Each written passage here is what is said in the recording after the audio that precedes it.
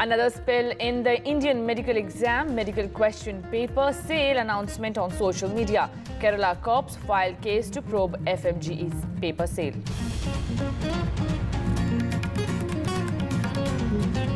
Top BJP leaders huddle over Jammu and Kashmir polls in the national capital. BJP Jammu and Kashmir leaders attend key meet to chalk out strategy.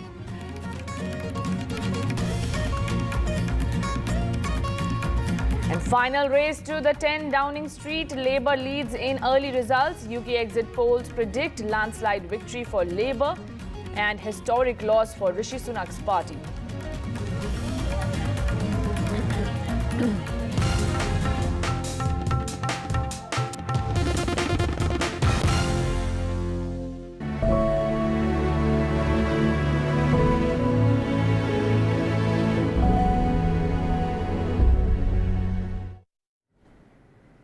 Now, viewers, it has been 3 days since the Hathras stampede. The Uttar Pradesh police has now just made their first arrest. 6 organizers of the satsang have been taken into custody, but the self-styled godman, who is at the center of this tragedy, for whom the prayer meet was organized, has not been even questioned. Remember, the incident has claimed over 120 lives and several devotees are now questioning their faith on Baba. While the probe in the matter continues, Leader of Opposition in Lok Sabha and Congress MP Rahul Gandhi will visit Hathras today and meet the victims. Betrayed and angry, these devotees of Bhole Baba, who satsang killed over 120 people, want answers from the self-proclaimed all-knowing Godman. 32-year-old Mohini, a grieving daughter, says this is the price of blind faith. माँ तो ना मिलेगी, अब माँ के बिना कैसे काटेंगे? माँ का दुख तो माँ का ही होता है। इस जन्म में माँ तो नहीं मिलने वाली। लोगों को विश्वास होना चाहिए, अंधविश्वास नहीं होना चाहिए। While many of his followers hold the Guru responsible, some of his strongest defenders are the victims of the stampede. उनकी कोई गलती नहीं, उनकी ये गलती है जनता की। ये जिम्मेदारी बनती है कमेटी वालों की, बाबा की नहीं बनती है। वो तो अपने प्रवचन देते हैं, अच्छी बातें करते हैं।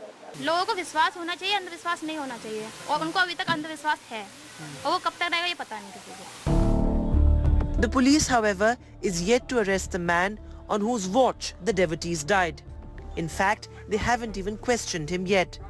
While he roams scot-free, 6 of his sevadars, organizers of the congregation, have been arrested. बाबा के आपराधिक इतिहास की जानकारी हम लोग के द्वारा की जा रही है. Investigation is underway. Investigation as we proceed.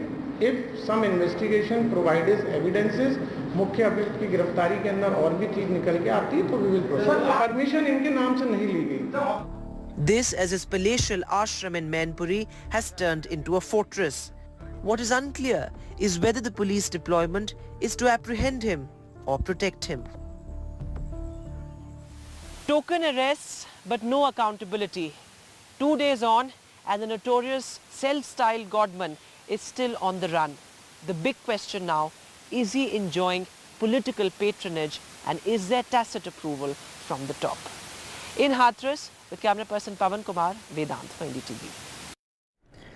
So while 6 people have been arrested in the Hathras stampede, no question and no sign of Bhole Baba, aka Surajpal Singh, on whom's instruction the satsang was organized and it happened. Now, the incident happened on Tuesday. While the satsang ended, several devotees ran towards Baba to take blessings. It is a tradition that पैरों की धूल और the dust of the Baba's foot has to be taken in order to get the blessings and have a virtuous life. And so the stampede took place, in which at least 121 people have been killed.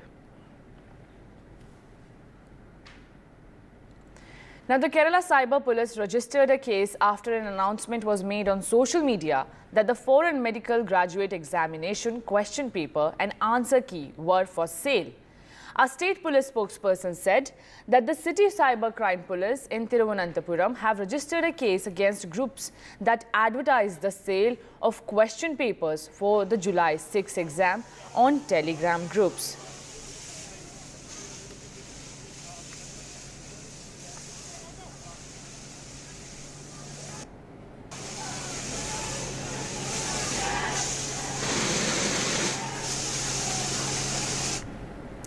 Now shifting our focus to Jammu and Kashmir, Bharatiya Janata Party is in motion for Target 40 in Jammu and Kashmir.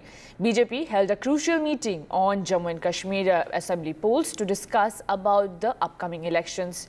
Now the meeting, convened by BJP President JP Nadda, was attended by Union Home Minister Amit Shah and Union Minister G. Kishan Reddy, who's the party election in charge for Jammu and Kashmir. Now, all the senior leaders of BJP from Jammu and Kashmir were called for meeting at the BJP headquarters in Delhi last evening. After meeting, BJP President JP Nadda is also expected to visit Jammu on Saturday.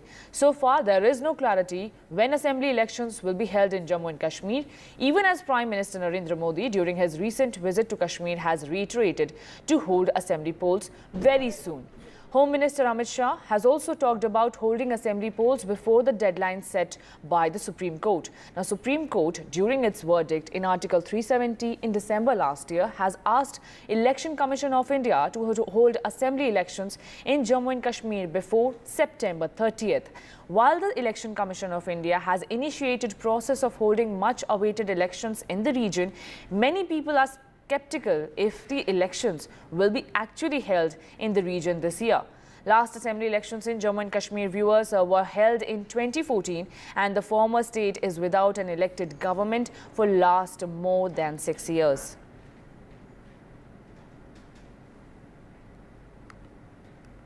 Now, politics continues over the Agnipath scheme launched by the centre.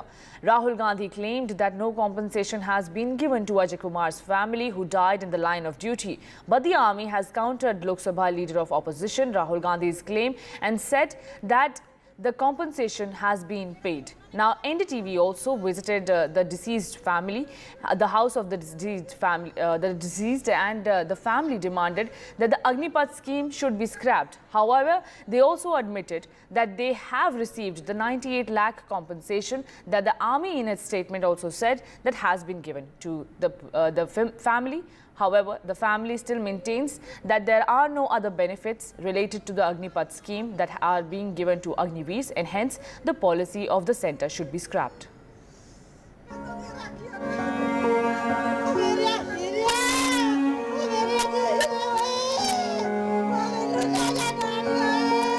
It is this family in Ramgarh Sardaran, in Punjab, who hold the key over what has become a huge political battle between the Congress and the BJP. मैं उसे शहीद कह रहा हूं। सदन को गुमराह करने की कोशिश न करें। Did the government fail to pay the family of the soldier Agniveer Ajay Kumar compensation for his death in a tragic landmine blast in January in Kashmir? A day after the leader of opposition Rahul Gandhi played out a video of Charanjit Singh, the father of the late soldier, saying compensation had not been paid, there was this clarification when NDTV reached his home with our cameras.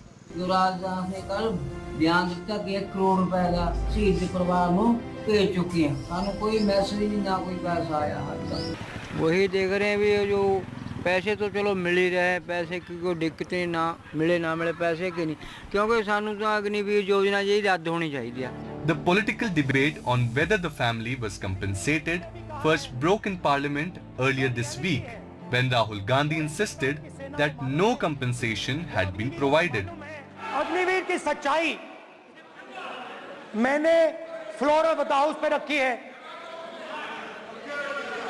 और राजनाथ सिंह जी ने भी कहा है, जो reality है वो हिंदुस्तान की सेना को मालूम है, वो अग्निवीरों को मालूम है। उनके कहने से या मेरे कहने से कोई फर्क नहीं पड़ता, सच्चाई तो उनको मालूम है सच्चाई कौन बोल रहा है।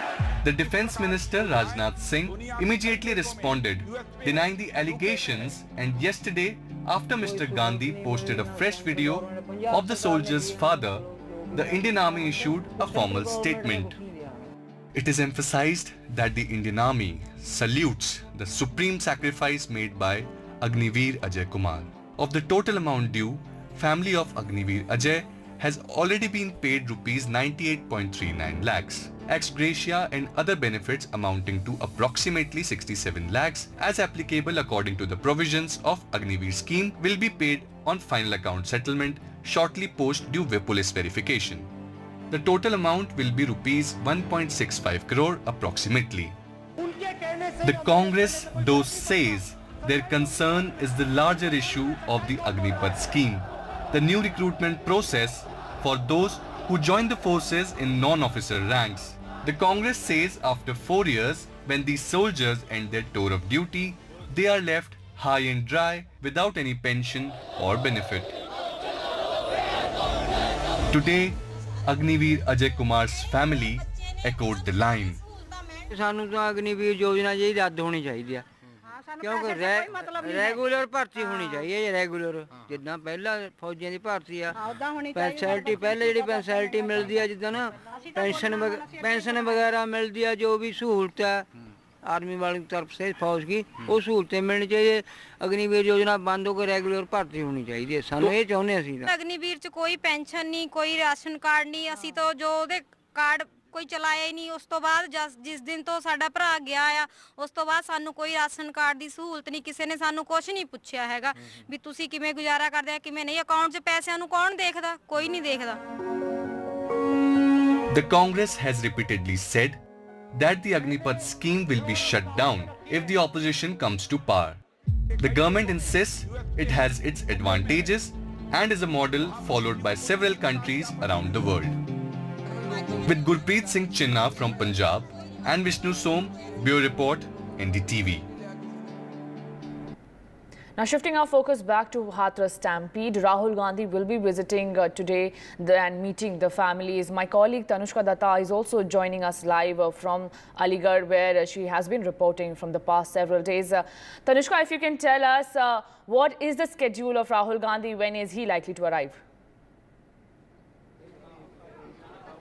Right, so I'm currently standing at a village in Pilakna in Aligarh. This is where leader of opposition Rahul Gandhi is expected to arrive any moment now. He's here to, meet as well as, look at what is the situation. He's here to take stock of the situation and meet one of the victims' families who's been injured in the stampede. Remember, 121 people have lost their lives in this stampede that happened in Hathras, and this is the house that the victim's family is in. This is the house where Rahul Gandhi is expected to come meet the victims. As you can see, even on the roof of this house, there is police force out here, heavy deployment of police forces for the leader of opposition to arrive. Let us see if we can talk to one of the Congress party workers here. Sir, आप हमें अपना नाम बताएं और महानगर अध्यक्ष Naved Khan, Congress committee Aligarh. आपका नाम? नवेद खान। अच्छा, और यहाँ पर राहुल गांधी जी जो आ रहे हैं और यहाँ पर जो काम होने वाला है, क्या आगे हम एक्सपेक्ट कर सकते हैं राहुल गांधी जी के आने से? राहुल गांधी जी आएंगे तो इन लोगों को इंसाफ मिलेगा, जो मुजरिम है वो जेल जाएंगे, जिन लोगों ने इसमें परमिशन के बिना इतना बड़ा प्रोग्राम करा है वो लोग जेल जाएंगे। राहुल गांधी जी गरीबों की आवाज़ उठाने आ रहे हैं, जिन लोगों को हत्या हुई है, ये हत्या करी गई है, जो इन्हें रौंदा गया जिस तरीके से, ये कोई प्रशासन की कोई कार्रवाई नहीं हुई अभी तक। बाबा जी अभी जेल नहीं गए हैं, अब राहुल जी आएंगे, इन लोगों को मुआवजे की मांग करेंगे। 2 लाख रुपए का मुआवजा नहीं देना चाहिए, कम से कम 1 करोड़ रुपए का मुआवजा होना चाहिए। मरे हुए को घायलों को 25 लाख रुपए का मुआवजा होना चाहिए। ठीक है, शुक्रिया। So that's what we're understanding right now from one of the party workers here, and also what we do know is, as he rightly pointed out, that the Babaji, the self-proclaimed God-man, is not here right now. So we're also, we also have a BJP party worker here. Thank you so much for joining us, sir. Sir, आप हमें अपना नाम बताएं. And Vivek Bansal, and I'd been ex-MLA, and I'd been in charge of member CWC and in charge of Haryana earlier. All right, sir. So with the leader of opposition coming here, as well as your presence here, you're the MLA of this area. So what can we expect? What do you think is happening with this matter as well, with respect to the investigation and also for the people, the victims? Well, it's in itself a very pathetic and a very sad incident what has occurred. And I think those, whosoever is responsible, and we would not like to politicize, as our leader has also asked us for that. And definitely in future, every such tragic incident tends to teach us a lesson for the future. We should ensure that these sort of incidents or stampedes, they had been, and particularly in this regime, they had been happening one and all. So we should ensure, and the victims should get the maximum compensation by the government, and 2 lakhs is just peanuts. So I would demand, and the fact that Mr. Rahul Gandhi had been from day one when the incident had occurred, he had been keeping track of everything through us, and he wanted to reach here at the earliest, and he's coming. So I would say that he, wherever any sort of this incident occurs, his heart goes out for that, and he's there. He's coming here to express his solidarity with the victims and to commiserate with them. Thank you so much, sir, for that notion here. What we're also understanding is the same thing, echoed both by the BJP MLA here as well as the Congress party worker, is that 2 lakh compensation given to the victims' families is peanuts. It's not enough, and that should be more. And what we're also gauging right now is that, as both the leaders said, that this is not an issue that should be politicized. This is not the time to politicize this issue. There's been loss of lives. It's not just a mere figure that we're talking about, but people have lost their near and dear loved ones, and a stock of the situation must be taken. We know that 6 people have been arrested, and these are the organizers or the sevadars of this satsang, the religious congregation. However, still the question remains, where is this Baba? Why has he not been named in the FIR yet? Even yesterday when the arrests were made, and the SIT team is probing into the matter. There's an SOG team as well that is being led by the ADG Agra. So the question right now is that why even now the Baba has not been named in the FIR, and when can we expect further arrests? Right, Tanishka, and while you are reporting live from Aligarh, where Rahul Gandhi is expected to meet the victims, we also are getting live visuals of Rahul Gandhi, who is en route to the Hathras, where he will be meeting the victims. Thank you so much, Tanushka, for giving us all the details. We will be slipping into a very short break. Stay tuned and keep watching NDTV.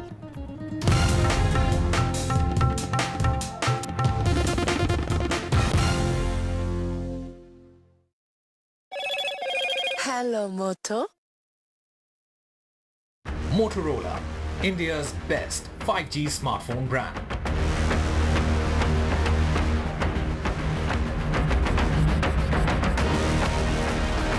Rahul Gandhi en route to Hathras to meet families of Satsang Stampede victims. 6 arrests have been made.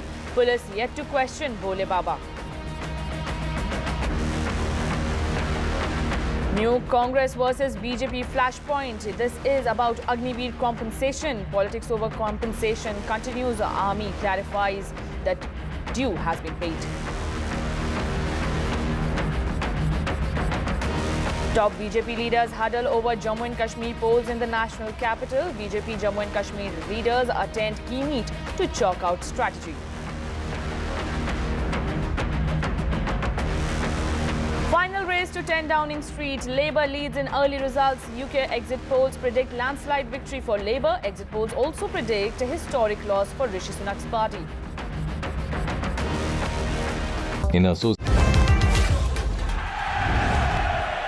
Get the magic of the best working for you now.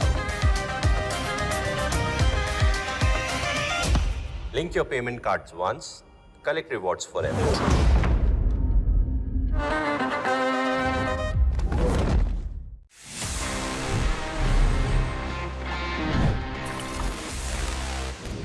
Moving next, because हम gadgets की बात कर ही रहे हैं, let's just go back to the most commonly used gadget that we all have in our pockets, the smartphone. और अगर हम इसको analyze करें तो आपको लगता होगा this is just a device to play games, watch some content, या phone पे बात कर लो या text कर लो. But you know what? There's a lot happening behind the scenes because this small little device is packed with multiple sensors. हो सकता है आपने सुना होगा about accelerometer या gyroscope कि कैसे ये sensors काम करते हैं. जब आप अपनी गैलरी में किसी फोटो देखते जब फोन को रोटेट करते हैं तो फोटो रोटेट हो जाती है.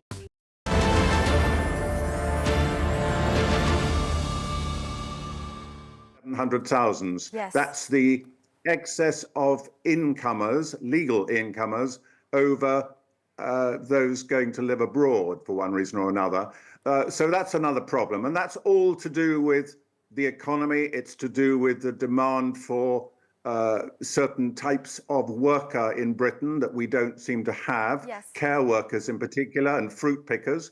And it's also to do with students coming and perhaps bringing their families. So all these issues of the economy, you can't just stop legal immigration. You have to adjust the levers in a number of ways. And you were saying earlier that the result of this election is very much about the state of the economy. Yes, and this is how the state of the economy plays on to the whole immigration debate. Very, very complex issues there. But at least Keir Starmer knows that this is something he has to give early attention to, or he will risk coming undone for the very same reasons that Rishi Sunak has. Yes, indeed. Also, Nicholas, before we wrap, you know, Rishi Sunak's proposal for mandatory national service for 18-year-olds, you think that likely hurt the Tories in retrospect? I'm not sure it hurted. It was a bit of a gimmick. It won support in some areas.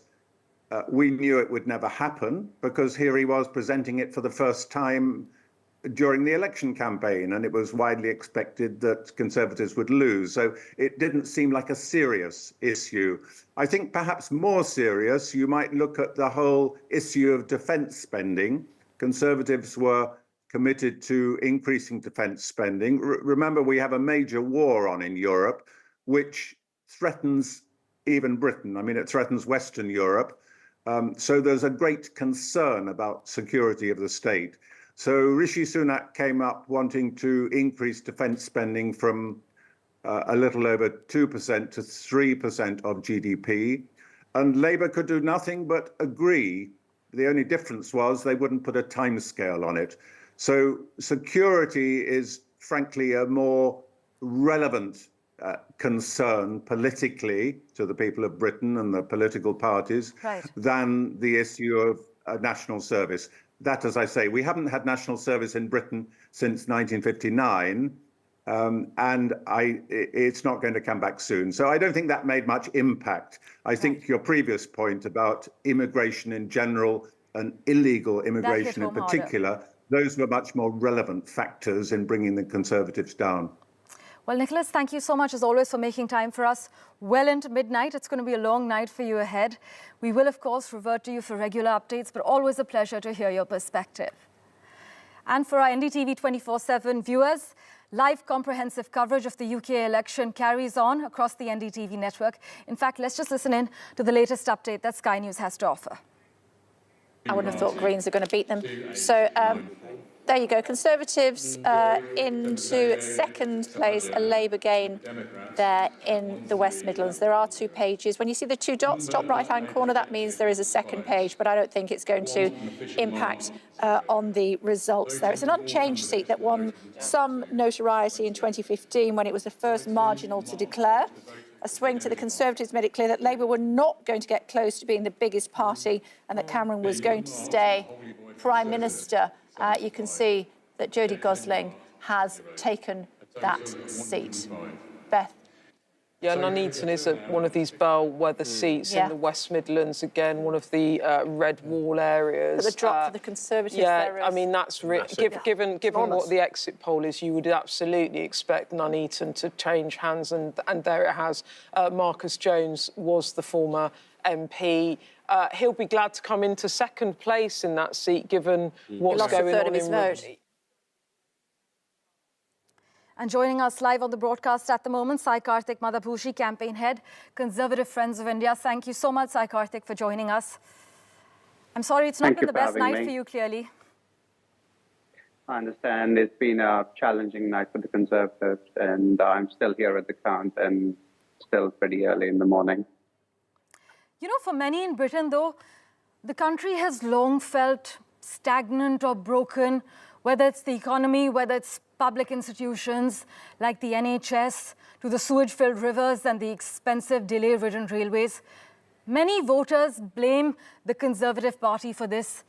And they seem like they have been punished at the ballot box so far. Are you prepped to head for your worst record since 1906?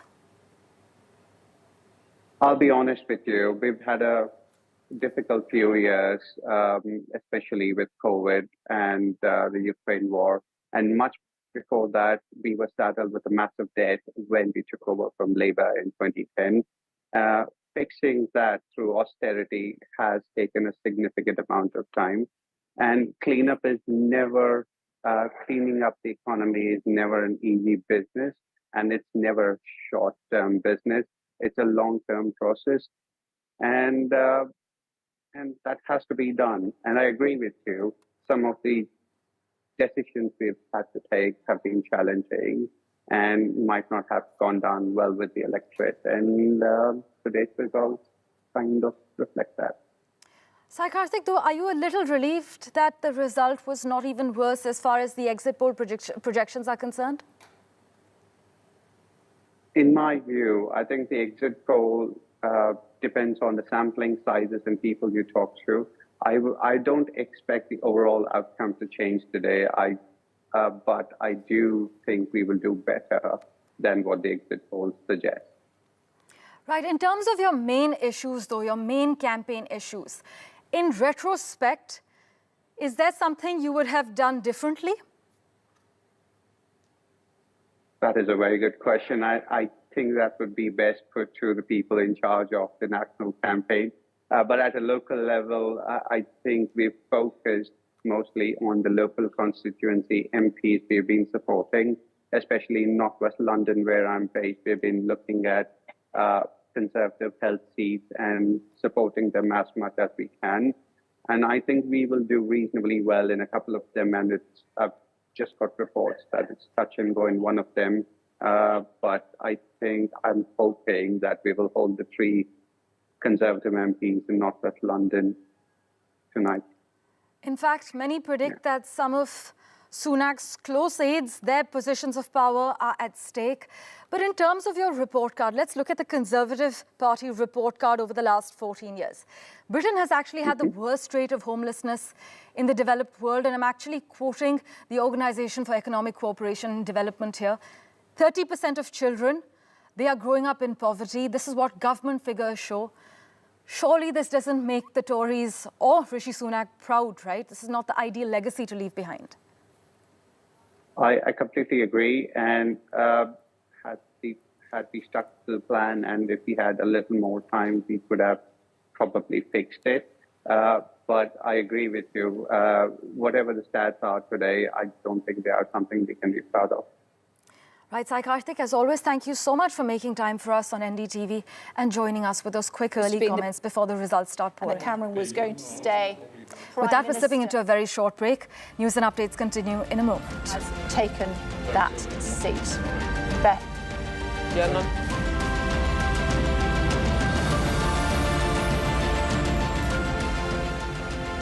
Enough. It's the most consequential British general election for a generation. Will 14 years of Conservative rule come to an end in the United Kingdom? Is the UK likely to get a new Prime Minister? Will the Tories suffer a total wipeout and head towards electoral extinction? Will the Labour Party clinch an unprecedented victory?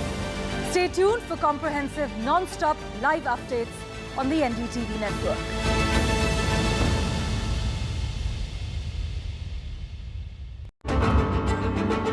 With Starmer headed for supermajority, is Labour 2.0 good news for India? India gets on the AI highway. Are Hezbollah and Israel ready for war? All this and more with me, Gauri Dwivedi, only on India Ascents.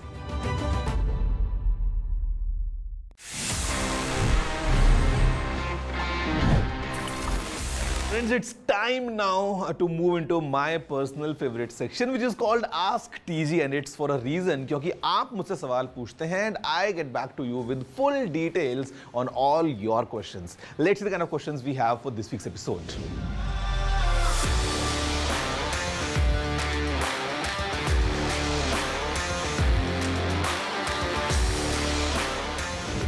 You know, it's very easy, it's very convenient, and अगर आपके पास में दो अलग-अलग phones हैं, essentially I carry two phones और मैं यही करता हूँ so that both my WhatsApp accounts are on both.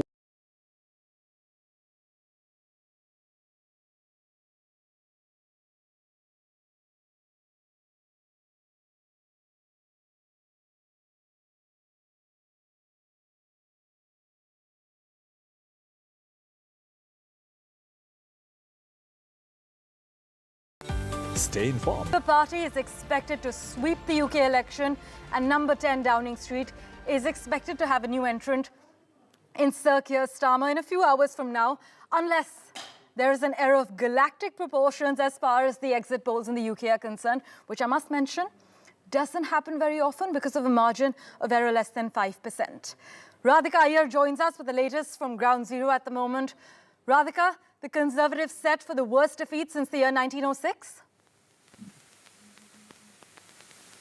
If exit polls were to be believed, and if these early trends are indicating any such. Well, earlier, in fact, they suggested through a YouGov survey that the Conservatives are likely to win just above 66 constituency seats, but that doesn't appear to be as big a massacre and an apocalypse as predicted. However, this is going to be an extremely challenging day for Rishi Sunak and co. Some of his besties in his government, including the Chancellor, Jeremy Hunt, and Grant Shapps, the foreign minister, are expected to perhaps even lose in their constituencies. And Rishi Sunak itself in his constituency is fighting a tough battle in Richmond. Again, among the first to happen in history where a sitting prime minister could perhaps lose. But it's too early perhaps to say such a thing until a declaration is made from the counting centre. But in Holborn, which is not far from where I am at the moment, Parmeshwar, from about a mile away from the British Parliament, where I'm coming to you live from. Quiet and dull here at the Parliament, but it won't be until too long. And just a mile away is Holborn and St Pancras, which is the constituency that Keir Starmer is from, the Labour Party, who's already been there with his wife. There's a lot of cheer, as you would have seen in the visuals. He clearly is getting ready to lay his hands on the keys to enter number 10, not just for the first time, but also one with an extremely different looking Labour image. The Labour Party until 2010, 2015 was suffering from an image of being extremely leftist. Under the Jeremy Corbyn leadership, when he took over, I remember very vividly on the 12th of September 2019, again, Jeremy Corbyn was criticized for his Semitism stance, for being allegedly racist, and then he gave way to Keir Starmer to take over in the year 2020. And since, Keir Starmer has led the Labour to somewhat correct its image of being far left to perhaps progressive centre. Of course, in the last few days of campaigning, we have seen that the Labour has been issuing several statements, including their manifesto, trying to indicate very socialistic moves, very Labour-like moves. And the threat, many political experts were saying, is imagine having a Labour government with the Lib Dem forming the second largest party in the Parliament, with them being in the key opposition. And that would make Britain migrate towards a very centre, far-left government. But it seems from trends that the Conservatives could well hold the second position, which will make Rishi Sunak quite relieved, considering the kind of factionism we've seen within the Conservative Party, extremely split down the middle. There are so many different camps, multiple problems to start with that Rishi Sunak inherited when he took over. There was the Partygate scandal. Yes. COVID had just decimated the UK's economy. Just after Brexit, there was, of course, cost of living crisis, the economy in doldrums, and, of course, the party going through such huge divide within themselves. So, considering all of those factors, Rishi Sunak today, if he manages to hold his seat and have the Conservative Party getting the second position, then answering to your question, Parmeshwar, yes, they will lose this election, but not perhaps as badly as Rishi would have thought. Right, Radhika, as always, thanks so much for joining us.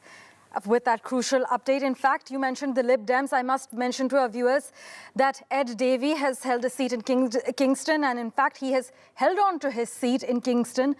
The exit poll predicts the Tories will collapse to just 131 seats, as we discussed, John. The lowest total for the Tories in the party's illustrious history, which is comfortably beating its previous low of 156 back in 1906. Yeah, and I mean, this is a very bad night, isn't it, for the Conservative Party? Somewhat of a nightmare, as we've seen the counting come in and more seats really being announced. What we're seeing is that the Labour Party are making a huge number of gains from the Conservatives. They're also losing ground to the Liberal Democrats, as you've just mentioned, also to Reform as well, as we said before. They're the more right-wing element led by the very divisive Nigel Farage, Mr. Brexit, as some people call him, someone who's stood for Parliament a number of times before and has never managed to get in. It looks like he will become an MP this time around, and certainly he is already trying to say that people voting for his party is a vote for the alternative options in UK politics, that they are shaking things up. I think that's all well that he's saying that, but of course I think the reality is that this is a landslide for the Labour Party. This is a landslide for this, as we were just hearing there, this more centrist party from 5 years ago. They've come back over from the left where they were, the left-wing policies of Jeremy Corbyn that many people simply just couldn't vote for because they didn't consider themselves to be left-wing enough, that now the Labour Party has found this more central ground, and it appears to have been something that has worked very well for Sir Keir Starmer, the Labour leader, who we very much expect to be the next Prime Minister here in the UK. Right, Radhika, talk to us a little more about the Lib Dem campaign. It seems that Ed Davey's gimmicky campaign has helped him as far as the polls are concerned so far. Yes, indeed. Someone who has seen to have sort of kept very much the voter sentiment towards the centre. He has, of course, called out the Labour for its narrative that they are centre more than left. But some of their manifesto points, such as having private school fees hiked up to be able to pump that money into school education, talking increasingly about the social sector, socialistic reforms being announced by Sir Keir Starmer, all of these indicating that there are, of course, policies which indicate a left ideology, even though they are, their narrative includes that of being quite centre. Whereas on the other hand, you had the Conservatives, which of course were completely pro-Brexit. At least this chunk of the Conservative leaders just after Theresa May, and then when Boris Johnson took over, Liz Truss took over, and then Rishi Sunak, who said that there was no going back on Brexit and that they were very clear to get that going and have that red button pushed from the European Union. And so Sir Ed Davey's campaign was seen very much as if it was, although low-key, very consistent, not being one that is too braggish about certain socialistic policies that they would have otherwise considered to have declared. And his experience of being in that coalition government with David Cameron as Prime Minister and Nick Clegg as the deputy was, of course, something that went in his favour. So he has the experience of being in government. He has the experience, of course, of being that person who has not been the third, but the second lead in Britain. And all of that, it appears, has gone in his favour. Some of the constituencies, for instance, far out of North London, where I was chatting with certain voters, did feel that there was a lack of faith and trust really in either mainstream parties, which is why a third alternative such as Sir Ed Davey's Liberal Democrats, like it happened in 2015, is something that they were considering. Also, polls indicating that Liberal Democrats could take the second position. Now, of course, this morning, quickly trends indicating the other way. It could perhaps come the third leading party, with the Conservatives still retaining the opposition position if they continued to maintain this trend of leads, which may turn out to be declared seats in the second position of more than 130, as indicated by polls. As always, Radhika, thank you so much for joining us with the latest updates. We will, of course, revert to you for regular updates. But, Joan, you mentioned Nigel Farage's rise. His insurgent Reform UK is actually forecast to win 13 seats in the House of Commons, far higher than expected, and a breakthrough moment for Britain's populist right? Right, we seem to have lost Joan's line for the moment, but clearly, currently, Reform UK is performing well. They are projected to win about 13 seats in the House of Commons. Well, a huge win for Farage so far. We are, of course, waiting for confirmed results, but Nigel Farage, I must mention, just a few days ago has also gone on record to say that he categorizes himself within the likes of Andrew Tate. He has also been regarded as a misogynist within members of his own party who have actually defected to the Conservatives. So it's interesting to see that the far-right Reform UK is actually forecast to win about 13 seats in the House of Commons, far higher than expected. Currently, I must bring you up to date with the latest results. As far as NDTV's dashboard is concerned, out of the 650 total seats, 95 have been declared, 79 going to the Labour, mere 6, a single-digit number, 6 going to the Conservatives, as you can see on those cubes, 1 for the Scottish National Party, and 9 for others. That includes independents. As far as England is concerned, 85 seats have gone so far to the Labour. From Scotland, 3 for the Labour. Wales has given 7 to the Labour. Northern Ireland currently at 1. That's the latest update we have for you. Labour currently leading, projected to get a landslide victory. As you can see on your screens at the moment, the latest update is flashing. As far as the Lib Dems are concerned, they have had an impressive performance. But again, we have a few hours to go till the latest results are finally out. But Liberal Democrat leader Ed Davey has doubled down on his pledge to champion health and social care in that speech after being re-elected with a vastly increased majority. In fact, he has said that among his priorities for his incoming MPs, number 1 is actually fixing health and the care crisis so one can see a doctor or an NHS dentist when you need it. And here's where you can see the Lib Dems' goals kind of aligning with the ruling, well, so far, the party that's expected to rule Downing Street, the Labours under Keir Starmer. Right, we have Professor Yukteswar with us at the moment, joining us live on the broadcast. Professor, what's your first take? It's not very surprising, many would say, currently, what the exit poll projections are stating. Yeah, my first take would be that Modi ji in India shouted and called for Abki Baar 400 Par. And I think the BJP activist in Uttar Pradesh and other places did not hear him loud and clear. It was the Labour activists and councillors. They heard him loud and clear. And it is this time it seems that Labour will go ahead and they will get more than 420 seats maybe. Although the exit poll says 410, but my prediction is even 420, 25. It's no surprise, it's no well-kept secret that Britain has been mired in a cost of living crisis. Real wages have flatlined for a decade now. Prices have spiraled for utilities and food, and this seems to be really hurting the working class.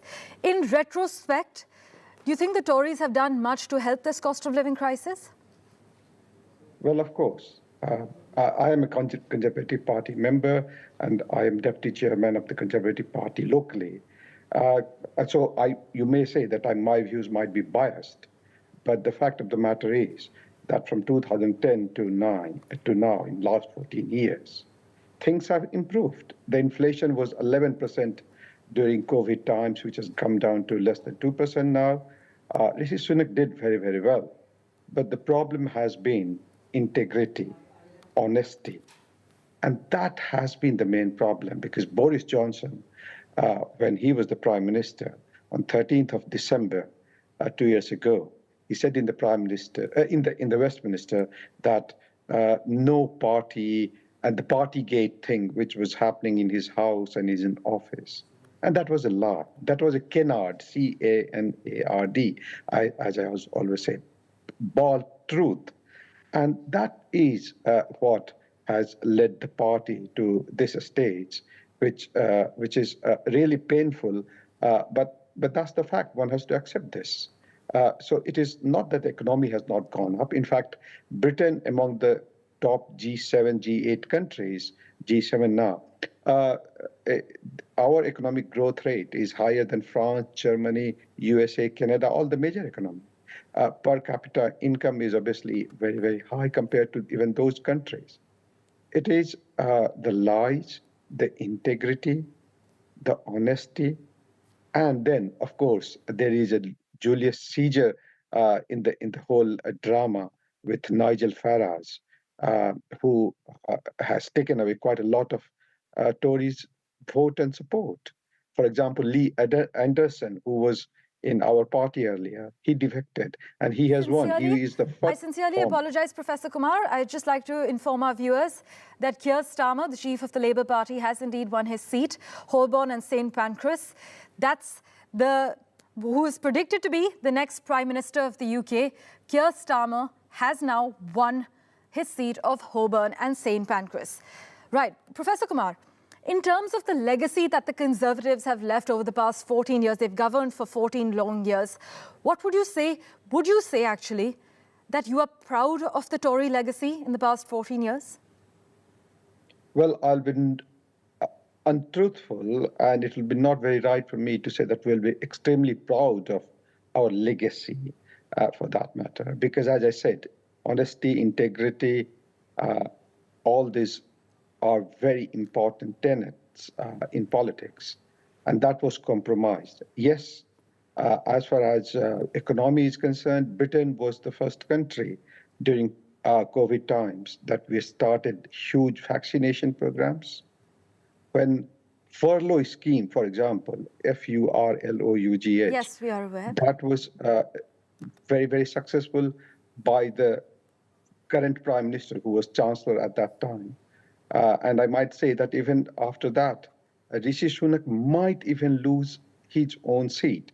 The Chancellor, for the first time in British history, the Chancellor of Britain, which is like Finance Minister, he's going to lose his seat. So it will be not right to say for me that we are very, very proud of what we did in 14 years. But the fact is also that any political party in the UK has won 5 times consecutively. So Tories or Conservative, as we say, we won in 2010, 15, 17, 19, 4 elections. And now the 5th election. It has never happened. But it is also very, very surprising that the Tories will get so less seats. But Tories are themselves to be blamed.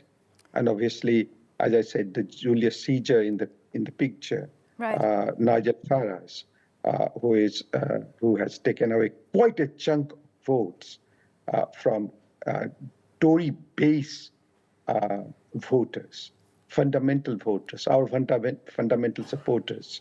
In last 1 month, I have been to more than 9,000 door knocking, with serious business secretary earlier, who used to be the cabinet member, Sir Jacob Rees-Mogg, and even he is going to lose his seat in 1 hour time. I know that because in fact, Sir Jacob Rees-Mogg has actually come out and said that it was a mistake to give Rishi Sunak the top position because, in a sense, that the British public has been cheated because they had voted Boris Johnson to lead them. I agree with everything with him, but not on this matter. Boris Johnson lied in the parliament. At that time, it was very, very clear that Boris could not continue. So I respect him quite a lot. I am in his team and I work alongside him. But I don't support, frankly, that Boris Johnson should have continued. That was wrong. Boris Johnson should not. It was such a simple thing because British Parliament and people, they don't like dishonest people. I have seen so many people, when I go and door knock, meet people, they say, when my father, my grandmother, they were dying and we were not allowed to meet them, say final goodbye, at that time, you guys were partying in the office, and then you lied in the parliament. That is what Jacob is obviously has been always supportive of Boris Johnson. I respect for that, but I don't quite agree with him on this point. Right. In fact, the Labour says that they are interested in a renewed strategic partnership with India. Where do you see, under Keir Starmer's leadership, where do you see India-UK relations headed? Well, I hope that India and UK relations, as we know, India and UK, they have $100 billion US dollar bilateral trade. But I hope that UK MPs, they would, more Labour MPs, they will not support some kind of, stealthily, Khalistani propaganda in this, in India and elsewhere.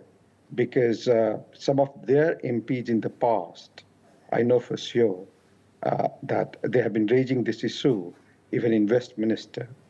And that will be a major headache for India, to be honest. Because trade relation, obviously, Labour Party or any party would like to have a very good trade relation with India. You know, Sensex, in last 5 days, it has moved on from 75,000 to 80,000 now. Right. So obviously, India is growing. So trade is not a problem. The problem is Khalistan issue.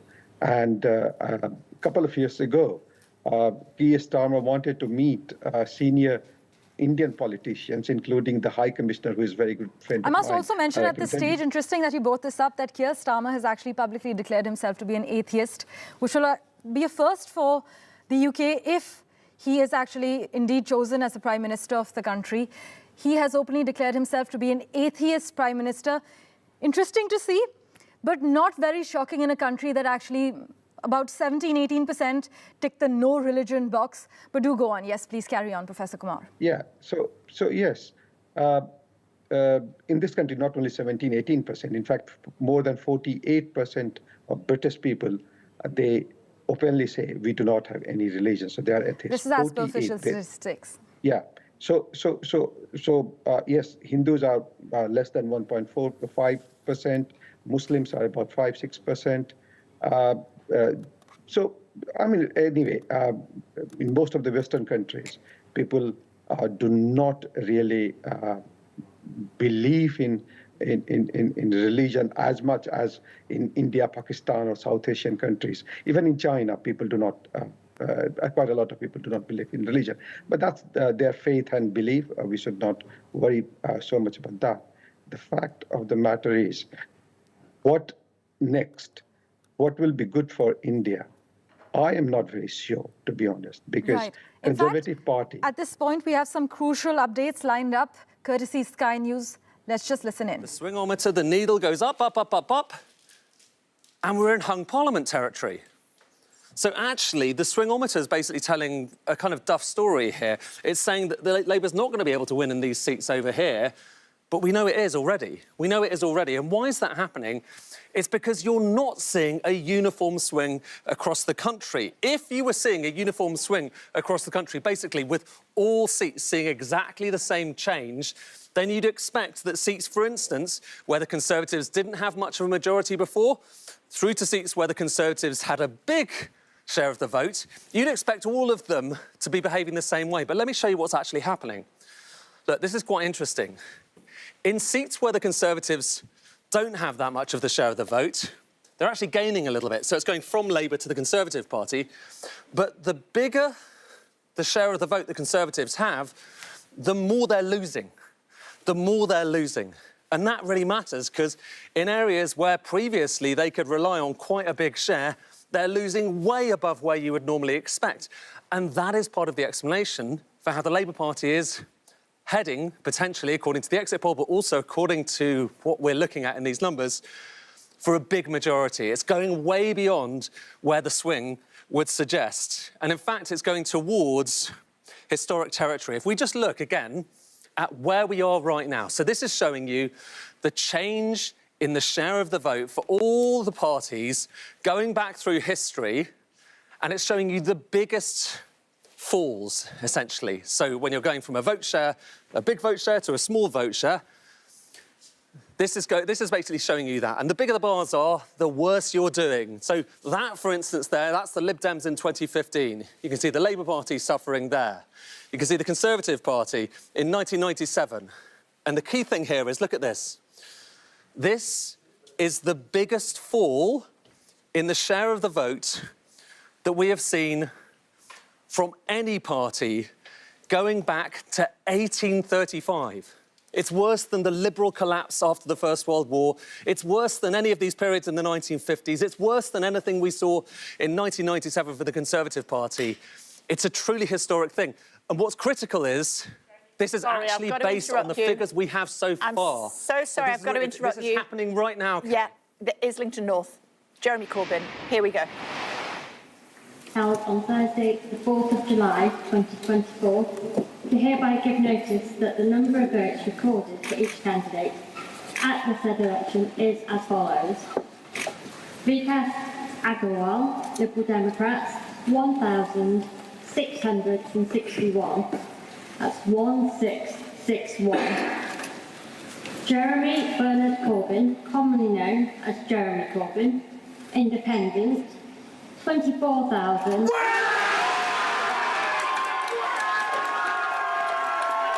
Yeah, looks like a shoo-in, but we'll just wait for the Labour vote.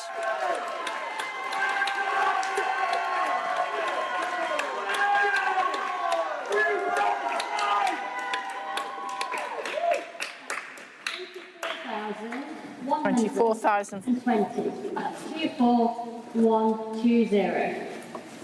Karen Ann Harries, the Conservative Party candidate, 1,950.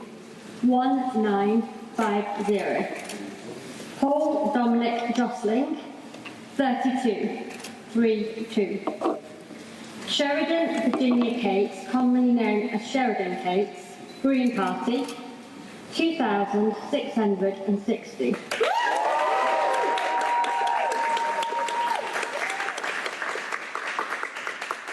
2660.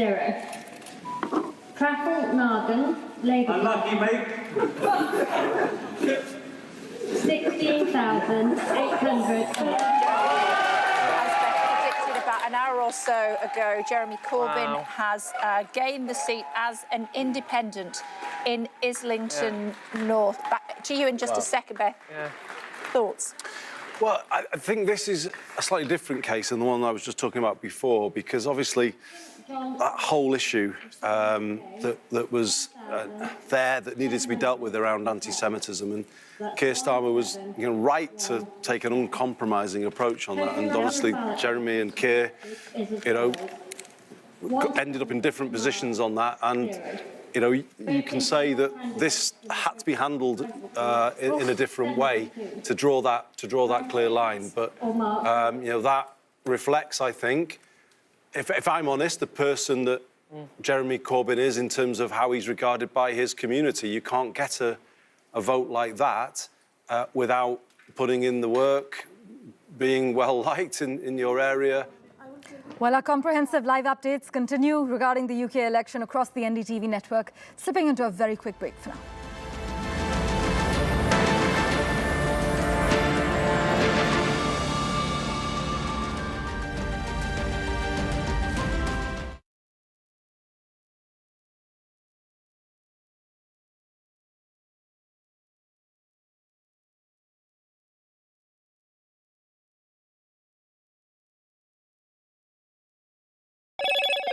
Hello, NDTV proudly upholds its legacy of trust and credibility. According to the prestigious Reuters Institute's Digital News Report 2024, NDTV is the top-most news platform in the country. #1 in both online and offline reach in India. Beating all its competition, NDTV stands for trust.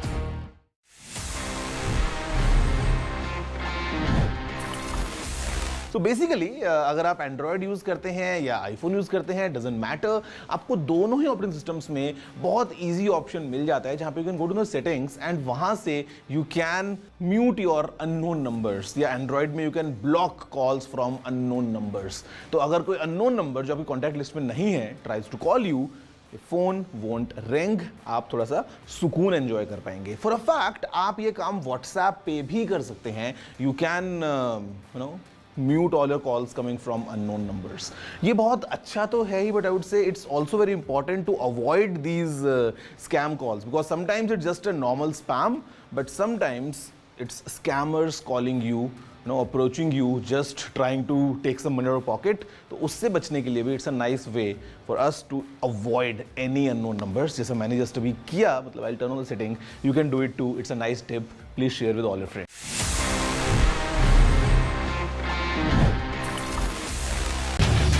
Get ready for the ride of your life. NDTV brings you the NDTV Auto Show with me, Mugdha Mishra. From the fastest supercars to the sleekest new energy vehicles to your trusted daily ride, we cover it all. Every Saturday at 10:30 a.m. and Sunday at 8:30 p.m. only on NDTV 24/7. Your next great escape starts here. It's the most consequential British general. This is NDTV.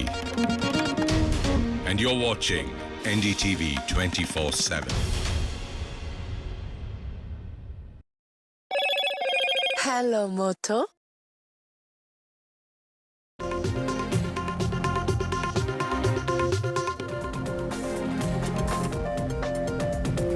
Rahul Gandhi visits Hathras in order to meet the families of the ones who have been affected by that stampede that took place in Uttar Pradesh's Hathras. While 6 arrests have finally been made, the police is yet to question the Bhole Baba.